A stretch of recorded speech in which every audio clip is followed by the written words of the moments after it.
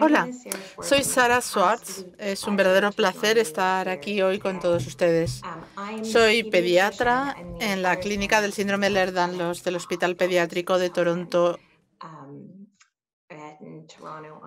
en Ontario, Canadá.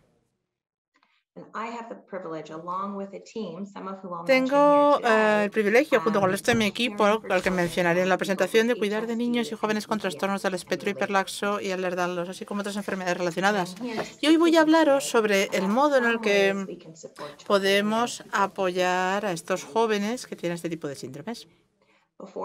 Antes de sumergirme en la presentación, me gustaría declarar que no tengo conflictos de intereses potenciales en relación con el programa de estas jornadas y me gustaría dar las gracias a Brian Burton, fisioterapeuta con la que trabajo estrechamente en la EDS Clinic, porque gracias a ella tengo algunas de las diapositivas que veréis en la presentación. Los trastornos del espectro hiperlaxo y el Ehlers-Danlos son enfermedades complejas que afectan de múltiples maneras directas e indirectas a niños y jóvenes. Ya habéis escuchado a ponentes maravillosos estos días que han revisado una gran cantidad de información. Mi objetivo hoy es compartir enfoques prácticos que ayuden a los niños y jóvenes con trastorno del espectro hiperlaxo y Ehlers-Danlos. Es posible que ya hayáis escuchado algunos de estos puntos en otras de las charlas, lo que básicamente destaca que son importantes. Y si cada uno de vosotros recuerda de esta presentación una o dos cosas que puede aplicar directamente a vuestra vida o a la vida de otra persona a la que cuidáis o queréis, entonces ya he cumplido mi objetivo. Bueno, si bien mi charla no trata de un diagnóstico específico y podría centrarse en síntomas y experiencias individuales desde un punto de vista integral, me pareció que el camino que hay que recorrer para conseguir un diagnóstico es parte fundamental de la problemática que tiene cada paciente, sobre todo cuando hablamos de niños y jóvenes, porque necesitamos diagnósticos más precisos lo antes posible. Ya se está llevando a cabo trabajo para conseguirlo y la sociedad desempeña un papel muy importante a la hora de impulsarlo. Pero dicho esto, voy a dejar este tema aparcado de forma intencional durante los próximos 30 minutos para así poder compartir con todos ustedes lo que espero es información práctica que os ayude a tratar la enfermedad que padecéis o que padece un ser querido. Vamos a dedicar estos minutos a tratar brevemente la conexión entre cuerpo y mente y luego revisaremos una variedad de temas que nos aportarán enfoques prácticos para mejorar la salud y el bienestar. Hablaremos de sueño, de estado de ánimo, relajación, dolor, tratamiento de la hipermovilidad, ser conscientes de nuestro propio cuerpo, del equilibrio y de mantenernos en buena forma cardiovascular. Finalmente, haré un breve repaso sobre cómo trabajar conjuntamente con los profesionales sanitarios y la verdad es que espero, después de esto, poder escuchar vuestras preguntas en el bloque de preguntas y respuestas.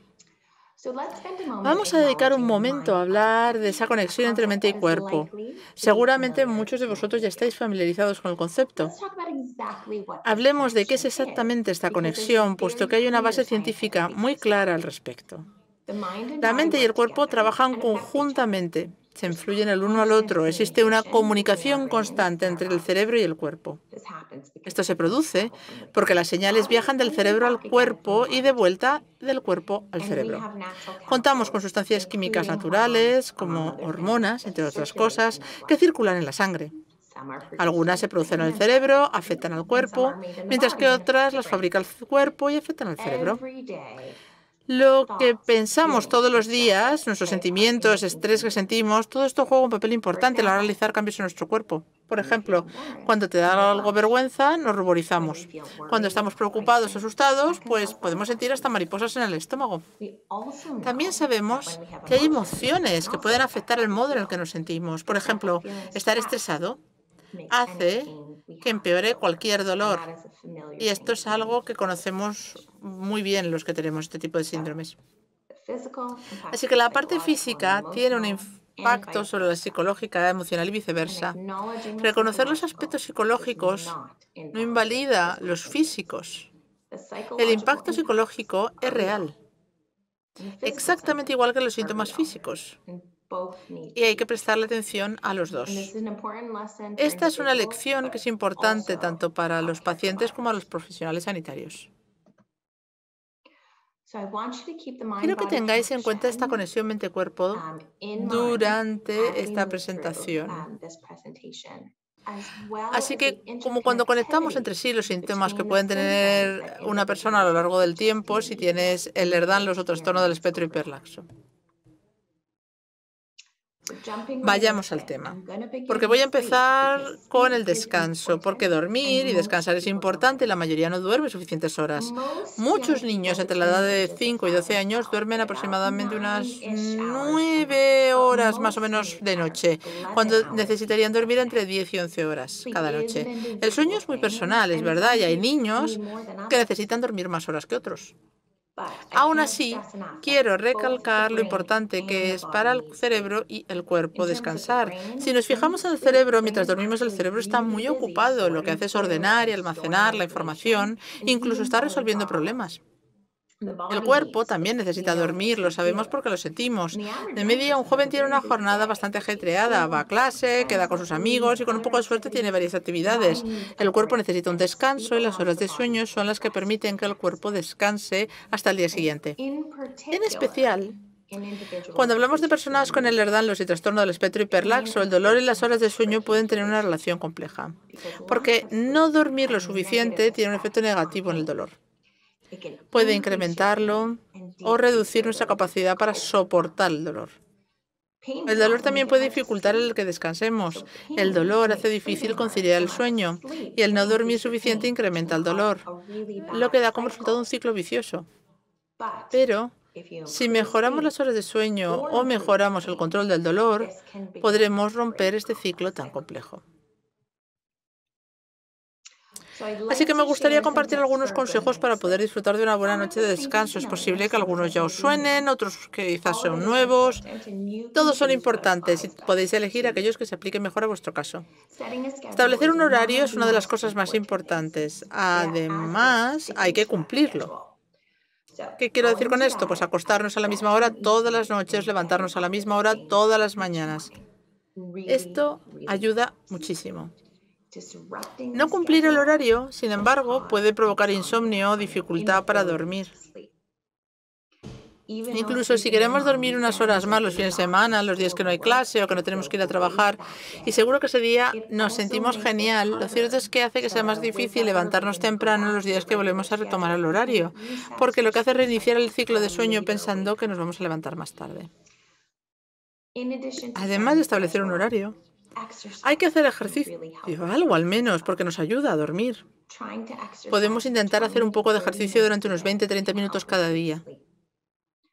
Esto mejora la calidad del sueño y además, si haces una tanda de ejercicios casi antes de irte a la cama, eso sí que interfiere con el sueño, así que es mejor tener buenos beneficios haciendo ejercicio al menos 5 o 6 horas antes de acostarnos o bien hacerlo por la mañana a primera hora de la tarde. También vamos a hablar sobre el ejercicio cuando tratemos otros síntomas o experiencias que podamos tener los pacientes con Ehlers-Danlos y trastorno del espectro hiperlaxo. Yo creo que ya estáis viendo cómo algunos de estos elementos se solapan. Otra de las cosas que puede ayudarnos a dormir es evitar el consumo de cafeína, nicotina y alcohol. Este es un consejo sobre todo para adolescentes más que para niños pequeños. Obviamente, hay otros motivos por los que debería evitar el consumo de cafeína, nicotina y alcohol, pero quería dejar constancia del hecho de que tienen un impacto importante en la calidad del sueño. Y con los adolescentes es importante recordar que hay algunos alimentos que contienen cafeína. Contienen esa cafeína porque no está presente únicamente en el café. Hay cosas como el chocolate, los refrescos y algunos analgésicos. La relajación antes de acostarse es algo que hacemos de forma casi intuitiva cuando pensamos, por ejemplo, en los bebés. Pensamos en la rutina de noche de los bebés, ¿no? Se lo pasa bien, le leemos un libro, le cantamos una nana y paulatinamente vamos dejando de hacer cosas a medida que crecemos. No lo hacemos por nosotros mismos, pero un baño con agua caliente, leer un ratito, otra rutina que nos resulte relajante puede ayudarnos a que sea más fácil conciliar el sueño. Si nos entrenamos para asociar algunas actividades relajantes con la hora de acostarnos y que se forman parte de nuestro ritual nocturno. Siempre que sea posible, lo ideal es dormir hasta el amanecer y despertarnos con la luz del sol o bien con luces muy brillantes, dependiendo de dónde vivimos en el mundo. Esto puede ayudar al reloj biológico interno del cuerpo, que de esa manera se reinicia cada día. Los especialistas del sueño recomiendan la exposición a una hora de luz solar por las mañanas si tenemos problemas para quedarnos dormidos. En general, aunque es verdad que puede ser complicado porque la cama está pensada para descansar y no para otras actividades, si no podemos conciliar el sueño, quizá lo ideal es no quedarnos tumbados en la cama, dado que esto puede incrementar nuestra ansiedad causada por el hecho de que no podemos quedarnos dormidos, por lo que podemos hacer otra cosa como leer, escuchar música hasta que estemos más cansados. Y luego, por supuesto, dependiendo de las circunstancias de cada uno, podemos plantearnos el uso de ruido blanco de fondo, sábanas o mantas que pesan, incluso el uso de melatonina resulta útil en algunos casos. El estado de ánimo y la ansiedad en particular son preocupaciones frecuentes en población con Ehlers-Danlos y tipo hipermóvil y trastorno del espectro hiperlaxo. Hay muchas razones y causas, pero pueden tener un impacto en otros síntomas que a su vez están experimentando, como el bienestar general. Afortunadamente, la relajación y el mindfulness nos pueden ayudar. No sustituyen un tratamiento más tradicional cuando sea necesario para trastornos de estado de ánimo diagnosticados, así como otros trastornos, pero en líneas generales la relajación y el mindfulness sí que pueden ser útiles para la mayoría de las personas. Me gustaría dedicar un momento a subrayar la importancia de la autocompasión, que es un tema complejo, así como la compasión por los demás, a medida que avanzamos en este tema tan complejo. Todos tenemos experiencias de emociones desagradables. Esto puede llegar a ser abrumador. Quería señalar que la meditación puede ayudar cuando nos golpea un momento de sufrimiento. Puede ser un síntoma desagradable en el cuerpo, experimentar una emoción desagradable, tipo ira, tristeza, ansiedad. Estas experiencias físicas o emocionales pueden ser abrumadoras. A veces la meditación puede ayudarnos a gestionar esto de una manera nueva. Por eso acabo de compartir aquí un enlace. Los niños enfermos del hospital pediátrico donde trabajo tienen una serie maravillosa que se centra en la ayuda de los niños, ¿no? Que es un poco ese folleto que damos a pacientes y familia, que se ha convertido en una serie ahora de meditaciones en YouTube. Hay una en particular sobre la autocompasión. Y la destaco solamente porque sé que para muchas personas ha sido útil. De nuevo, esto no reemplaza un diagnóstico adecuado, un tratamiento de enfermedad mental tradicional. Más bien es una herramienta que cualquiera puede utilizar en cualquier momento. Otra herramienta muy útil es la respiración calmada. Sé que os han hablado de esto en otras sesiones antes. Tan solo quiero hacer un breve repaso conjunto porque creo que es muy útil para muchas personas. Respirar de forma tranquila o calmada es una técnica que ayuda a ralentizar el ritmo de la respiración cuando tenemos estrés o ansiedad. ¿Y por qué es importante? Bueno, porque a veces cuando tenemos estrés o ansiedad, lo que hacemos es respirar de una forma más rápida, con respiraciones cortas y poco profundas. Y se trata de una respiración exagerada o hiperventilación que cambia nuestro cuerpo, hace que tenemos un cosquilleo que incrementa la ansiedad y podemos incluso llegar a desmayarnos. Así que hay que evitar esto y detenerlo. Respirar de forma calmada es una respiración relajada que requiere práctica y que nos ayuda cuando nos sentimos de esa manera. El propósito de este tipo de respiración no es solo evitar esa ansiedad como sea, sino también dejar de estar nervioso y nos ayuda a gestionar las emociones en lugar de hacer que las cosas se vayan a más y nos sintamos peor. ¿Cómo lo podemos hacer? Bueno, pues voy a hacer un repaso rápido porque yo creo que ya se ha hablado de esto. Pero bueno, se trata de una respiración normal, suave, lenta, que fluye mientras estamos sentados con la espalda recta. Esa posición es mejor que hacerlo cuando estamos tumbados, porque de esta manera le quitamos el peso a los hombros, podemos apoyar los brazos en un sillón, en el sofá, en el regazo, lo que sea cómodo. Podemos respirar lentamente, dejando que el aire entre por la nariz y llegue hasta la parte inferior del abdomen. Unos 4 segundos debería durar esta fase. Luego retenemos el aire un segundo o 2 segundos y luego lo liberamos y pocos segundos después volvemos a empezar. Normalmente una medida de 6 a 8 ciclos de respiración nos permite reducir de inmediato la ansiedad. Es útil practicar para que nos encontremos cómodos cuando lo hagamos. Cuando estemos tranquilos es mejor practicar que cuando estamos en un momento en el que tenemos ansiedad.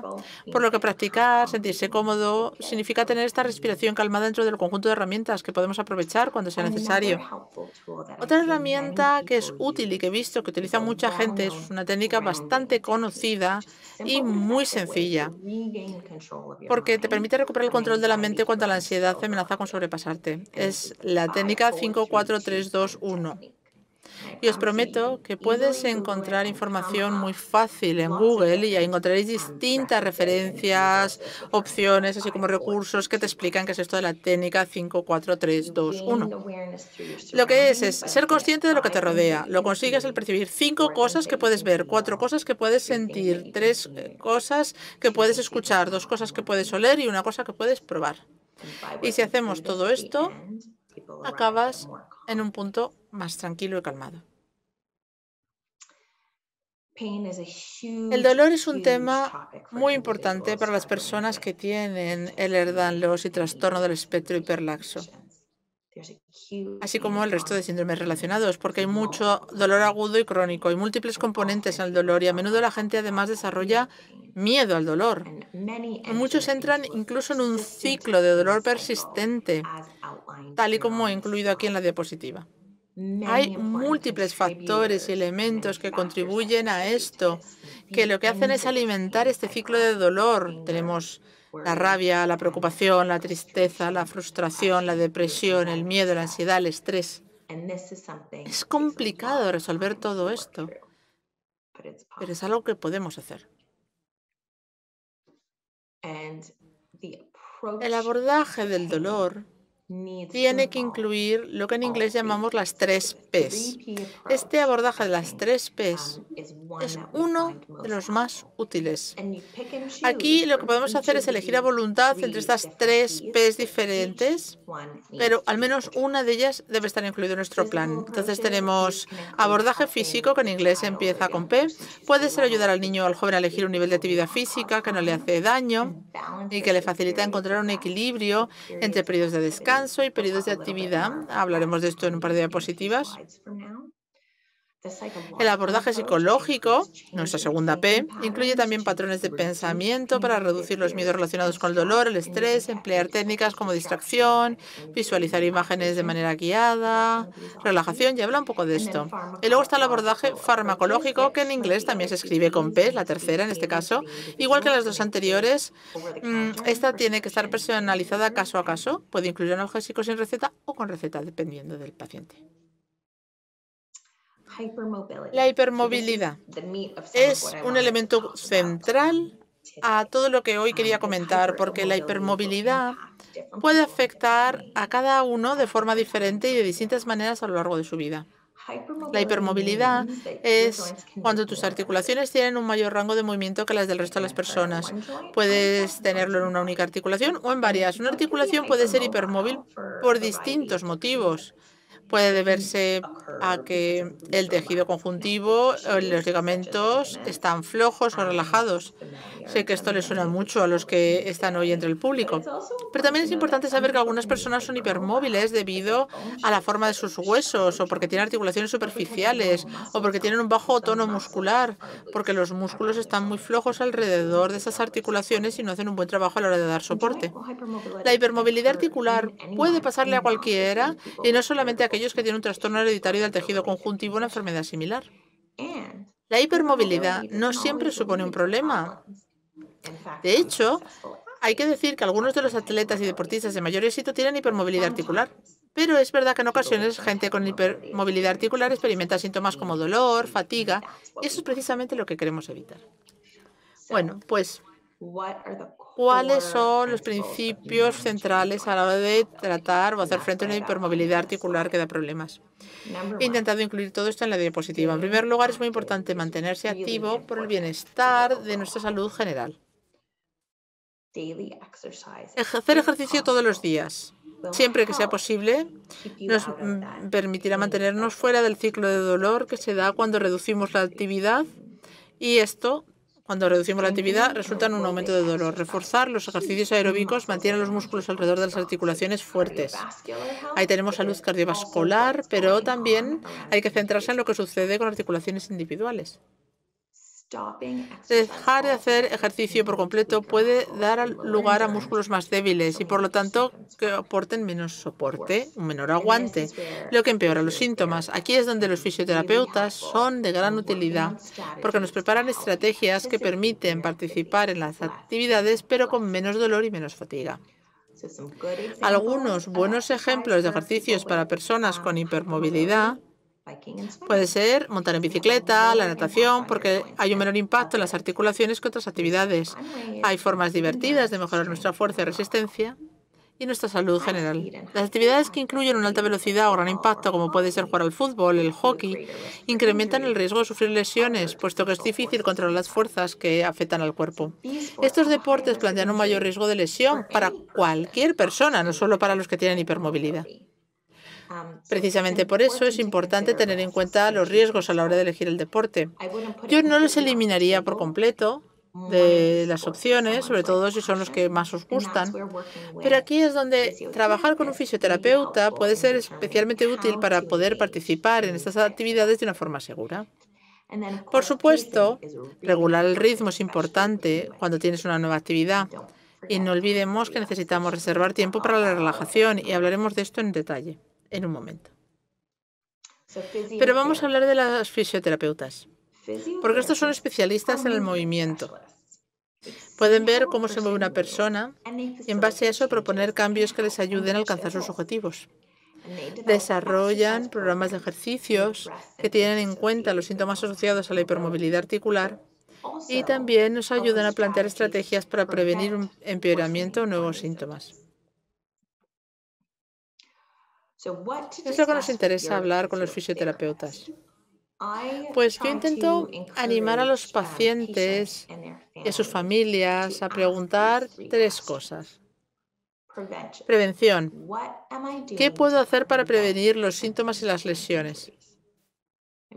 Mejora. ¿Cuáles son mis objetivos? ¿Qué puedo hacer para alcanzarlos? Muy bien, estos objetivos deben ser individualizados, deben ser aquello que esta persona quiere conseguir. Por eso es muy importante empezar con objetivos que sean pequeños y realistas.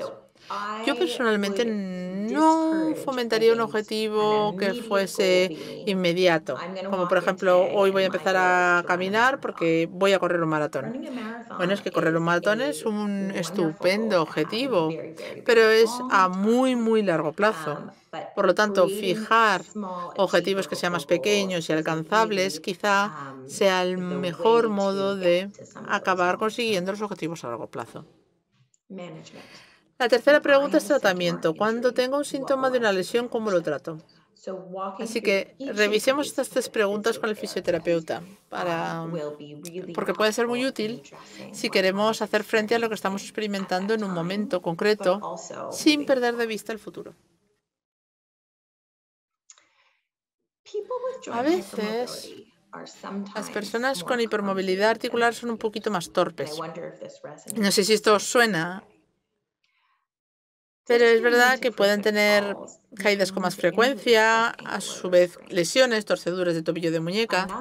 Otro factor que contribuye a esto es no tener una buena percepción de la posición, es decir, la propiocepción. Nosotros lo llamamos la percepción de la posición de articulaciones. Puede ser peor cuando tienes articulaciones hipermóviles. La propiocepción, o esa percepción de la posición de las articulaciones, nos permite saber dónde están sin siquiera mirar. Cierras los ojos y eres consciente de qué espacio ocupa tu cuerpo. Esto afecta el equilibrio y la coordinación, y es una destreza que podemos entrenar. Si tienes hipermovilidad, pues tendrás que esforzarte más con el equilibrio y la coordinación que el resto de las personas. Tener una buena postura y mantener los músculos centrales fuertes es un buen punto de partida. Así que cuando ponemos todo esto junto, el mejor abordaje para niños y adolescentes con hipermovilidad articular sintomática tiende a ser al enfoque opuesto a la fisioterapia tradicional. Empezaríamos con una base en la que nos centraríamos en ser conscientes del cuerpo, con ejercicios de tonificación de la musculatura lumbopélvica. Por lo que pasaríamos a fortalecer eso. Y es posible que sea la primera vez que vayáis a un fisioterapeuta por una lesión de rodilla y esperes que se centre en tu rodilla, pero un buen fisioterapeuta que sabe que tienes hipermovilidad articular puede que quiera empezar trabajando en postura, puesto que reforzar esa musculatura lumbopélvica y trabajar en la percepción del cuerpo lo que nos da es un cimiento sólido. El fortalecimiento y aprender a controlar los músculos nos ayudará a dar un mayor soporte a las articulaciones en posición óptima. Pero una mala postura supone un mayor esfuerzo, una sobrecarga en las articulaciones. Por eso, cuando hacemos una actividad, un ejercicio, nos damos un paseo, estamos sentados en clase, si lo hacemos con una mala postura, lo que hacemos es incrementar el dolor y la fatiga. Es posible que personas con hipermovilidad articular tengan que esforzarse más que el resto para poder tener una buena postura. Ya hemos hablado mucho de articulaciones, de fortalecer, pero por supuesto, todo esto tiene que suceder en paralelo con ejercicios que nos permitan tener una buena forma física cardiovascular. Es fácil caer en un ciclo de inactividad porque esto, por desgracia, pasa con frecuencia. Empieza con el dolor y te dices, bueno, voy a descansar porque tengo dolor. Y luego tienes músculos débiles, tienes desequilibrio. Ya hemos hablado de cómo todo esto nos afecta, porque sientes dolor en el movimiento y por eso te mueves cada vez menos y tu forma física es cada vez peor. Así que los movimientos son cada vez más dolorosos, pero quieres moverte y duele y así una y otra vez. Hay que romper este ciclo. Es un círculo vicioso a eliminar. ¿Cuál es la mejor manera de hacerlo? Pues para empezar, nada de lanzarse de cabeza a un programa de ejercicios superintensivos, porque da igual la motivación que tengas, lo estupendo que pueda ser el programa.